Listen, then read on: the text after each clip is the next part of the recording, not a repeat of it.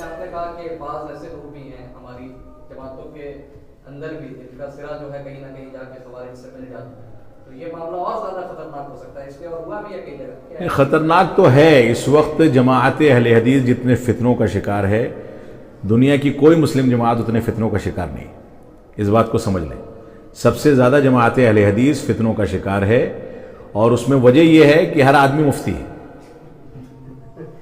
سمجھ رہے ہیں؟ ہر آدمی مفتی ہے، ہر آدمی علامہ بنا ہے، ہر آدمی ہر چیز کا حل جانتا ہے، جبکہ یہ نہیں ہونا چاہیے.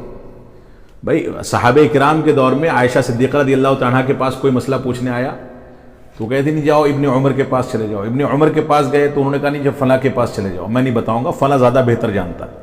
یہ تواضع ہونا چاہیے علم کے مسئلے میں.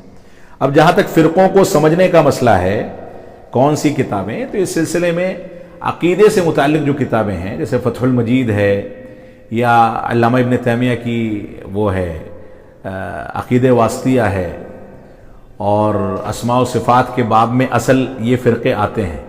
تو عقیدہ واسطیہ کی اگر شرح اردو زبان میں آپ لے لیتے ہیں تو اس میں بہت کچھ چیزیں مل سکتی ہیں.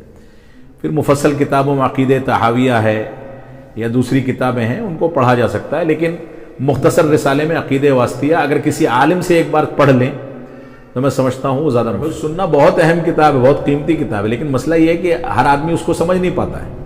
اس لیے کسی عالم سے، بلکہ میں تو یہ کہوں گا کہ جماعت اہل حدیث کی ساری مسجدوں میں سال میں ایک دورہ شرح السنہ کا ہونا چاہیے. ہر سال دورہ کر کے بار بار الگ الگ عالم کو بلائیں، اس کی ریکارڈنگ ہو، اس کی تفریق کی جائے، باقاعدہ اس کو پوائنٹ کی شکل میں لوگوں کو دیا جائے. شرح السنہ بہت قیمتی کتاب ہے، اور شرح السنہ کے دروس ہمیشہ ہونے چاہیے.